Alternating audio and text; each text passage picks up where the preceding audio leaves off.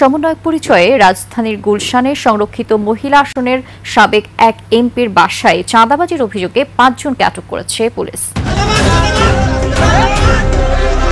কেন বৈষম্য বিরোধী বিরক্ত করেছিল? কারণ বৈষম্য বিরোধীরা ব্যাপকভাবে চাঁদাবাজি করেছিল, লুটপাট করেছিল।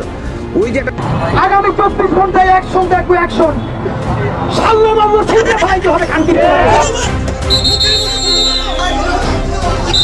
এটা কি রাজনীতি নাকি চাঁদাবাজির স্বর্গ?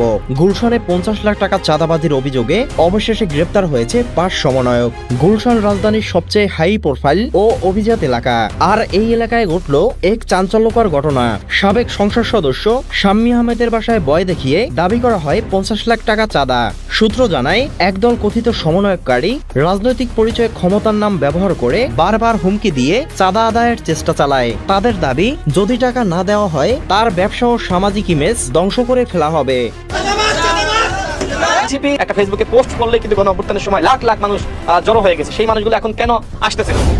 বিতর্ক কিন্তু সামনে আসতেছে। অনেকে রিসোর্ট কিনতেছে, অনেকে ফ্ল্যাট কিনতেছে, ১ কোটি টাকা নিচে নাকি কোনো তদবিরই করে না। মাসুদ কিন্তু এখন সে হাতিয়াতে যায়, কিন্তু প্রাডো গাড়িতে, সাতখোলা গাড়িতে যায়। এই যে পুলিশ জানিয়েছে, এরা একাধিকবার এমন চাঁদাবাজির ঘটনায় জড়িত ছিল। তাদের একাধিক রাজনৈতিক পরিচয় ও প্রভাবশালী ব্যক্তিদের নাম ঘুরে বেড়াচ্ছে এই তদন্তে। এখন প্রশ্ন উঠেছে, এই চক্রের পেছনে আসল মদতদাতাকে? এ বিষয়ে কি বলছে বিশ্লেষকরা? বিস্তারিত জানতে সম্পূর্ণ ভিডিওটি দেখতে থাকুন। দেশজুড়ে এনসিপির পদযাত্রা চলছে। সেই সব পদযাত্রায় এনসিপির নেতারা চাঁদাবাজির কথা বলছেন। সারা দেশে চাঁদাবাজি হচ্ছে। মূলত তারা বিএনপিকে উদ্দেশ্য করে এই কথাগুলো বলছেন। বিএনপির তৃণমূলের লোকজন চাঁদাবাজি যে করছে সেটা তো মিথ্যা নয়, সেটা সত্য। সুতরাং নাহিদ ইসলামরা এনসিপির পদযাত্রায় সত্য কথাই বলছেন, সত্য কথা বারবার বলছেন। চাঁদাবাজিতে ছেয়ে গেছে, এমন দেশটা চায় না, এদেরকে রুখতে হবে, এই কথাগুলো বলছেন। কিন্তু কখনো কখনো তারাও তো চাঁদাবাজিতে জড়িয়ে পড়ছেন এবং তাদের চাঁদাকে তারা ডোনেশন বলছেন, চাঁদা বলছেন না, তারা ডোনেশন নিচ্ছেন এমনটা বলছেন। সেই কারণেই সামাজিক যোগাযোগ মাধ্যমে একটা পোস্ট ভাইরাল হয়েছে যে কেউ নিলে চাঁদা, কেউ নিলে ডোনেশন, কেউ নিলে ইয়ানত, আর কেউ নিলে হাদিয়া।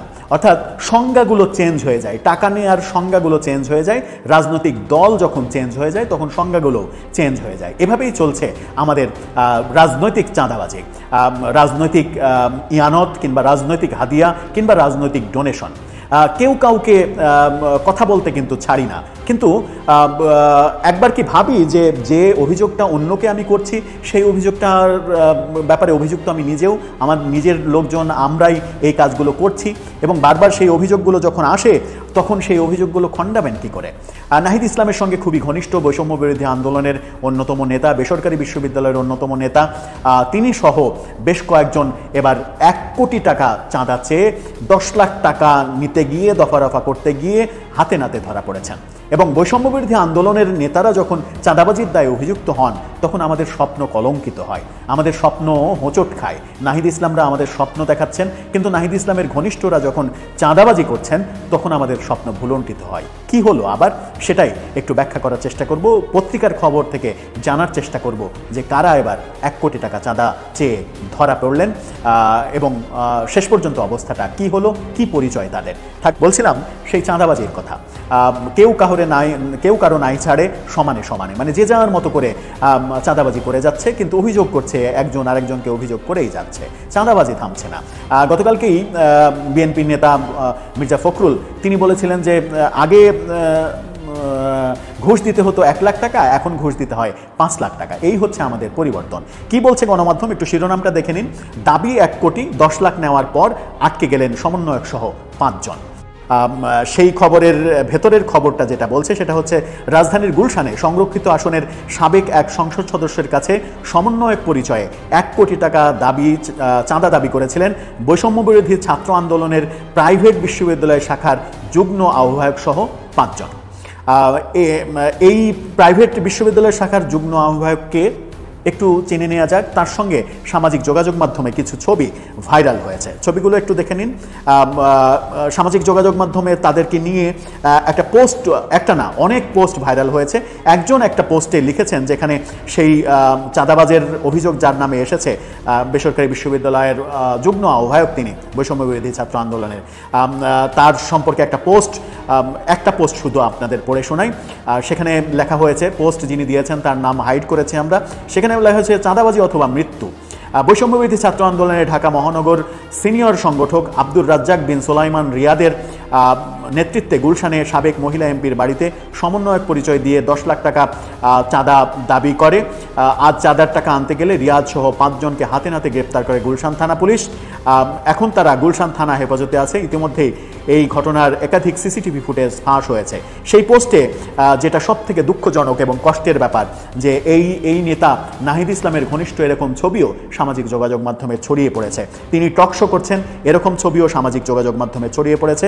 ছবিগুলো আপনারা দেখে নিতে পারেন। সেই টেলিভিশনের টকশোতে কপালে পটি মেরে তিনি অংশগ্রহণ করছেন। আব্দুর রাজ্জাক বিন সোলাইমান রিয়াদ, যুগ্ম আহ্বায়ক, বৈষম্যবিরোধী ছাত্র আন্দোলন, সম্মিলিত বেসরকারি বিশ্ববিদ্যালয়। এই ছেলেগুলো যখন চাঁদাবাজির সঙ্গে জড়াচ্ছে, তখন তো প্রশ্ন আসেই যে আমরা কোন পথে আছি? আমরা কি ঠিক পথে আছি? আমরা শুধুই বিএনপিকে দোষারোপ করছি? আমরা কি করছি? গণমাধ্যম আরও কি বলছে? গণমাধ্যম বলছে যে পরে 10 লাখ টাকা দেওয়ার সময় তাদের গ্রেপ্তার করা হয়। গুলশানের 83 নম্বর রোডে এই ঘটনা ঘটে। বিষয়টি নিশ্চিত করেছেন গুলশান থানার ভারপ্রাপ্ত কর্মকর্তা হাফিজুর রহমান। গ্রেপ্তারকৃতদের গুলশান থানা হেফাজতে রাখা হয়েছে, এটা গত রাতের কথা। ওসি গণমাধ্যমকে জানিয়েছেন গ্রেপ্তারকৃতরা প্রাইভেট বিশ্ববিদ্যালয় ও কলেজের শিক্ষার্থী। তারা 1 কোটি টাকা চাঁদা দাবি করে এবং তার প্রেক্ষিতে 10 লাখ টাকা দেওয়া হয়। আর পরে আরেক দফায় নিতে গেলে হাতে নাতে আটক করা হয় তাদের। জানা যায় গ্রেপ্তারকৃতদের একজন আব্দুর রাজ্জাক বিন সোলাইমান রিয়াদ, তিনি সম্মিলিত বেসরকারি বিশ্ববিদ্যালয়ের বৈষম্য বিরোধী ছাত্র আন্দোলনের যুগ্ম আহ্বায়ক ও গুলশান এলাকায় অবস্থিত একটি প্রাইভেট বিশ্ববিদ্যালয়ের ছাত্র বলে জানা গেছে। চাঁদা দাবিকৃত গুলশানের ওই সংরক্ষিত মহিলা আসনের সাবেক সংসদ সদস্য হল শাম্মী আহমেদ। পুলিশ জানায় আটককৃত ওই শিক্ষার্থীরা রাত 8টার দিকে দ্বিতীয় দফায় ওই বাসায় স্বর্ণালঙ্কার আনতে যায়। সেই সময় বাড়ির লোকজন পুলিশকে জানালে রিয়াদ সহ 5 জনকে আটক করা হয়। পুলিশের ভাষ্য, ঘটনাটির তদন্ত হচ্ছে, আটক সবাইকে জিজ্ঞাসাবাদ করা হচ্ছে। এই যে তাকে আটক করা হলো, এখন কি আব্দুল হান্নান মাসুদ থানায় গিয়ে মুসলেকা দিয়ে তাকে ছাড়িয়ে আনবেন যে এটা বৈষম্যবিরোধী আন্দোলনের নেতা, সুতরাং ছেড়ে দাও? যে কাজটা তিনি মব সৃষ্টি করার জন্য ধানমন্ডি থানা থেকে একজনকে ছাড়িয়ে এনেছিলেন, যে ঘটনাটা বহুল আলোচিত হয়েছিল, সেটাই কি করবেন? কিংবা নাহিদ ইসলামরা কি সুপারিশ করবেন যে তাকে ছেড়ে দাও? আমার মনে হয় যে করবেন না, করা উচিত নয়। কিন্তু এই যে নাহিদ ইসলামের সঙ্গে ছবিগুলো ছড়িয়ে পড়ছে, এতে কি হচ্ছে? এতে হচ্ছে নাহিদ ইসলামের মান সম্মান নষ্ট হচ্ছে, এনসিপি বিতর্কিত হচ্ছে, বৈষম্যবিরোধী ছাত্র আন্দোলন বিতর্কিত হচ্ছে। শুধুমাত্র এই ঘটনা তো প্রথম না, বহু ঘটনা ঘটেছে। এনসিপির নেতা 10 লাখ টাকা পলিথিনের মধ্যে নিচ্ছেন, সেটাকে বলা হচ্ছে ডোনেশন। আইফোন কেলেঙ্কারিকে বলছে যে এটা নাটক সাজানো হয়েছে, স্ক্রিপ্টের নাটক, এরকম নানা কিছুই কিন্তু দেখছি, কোনোটাই থামছে না।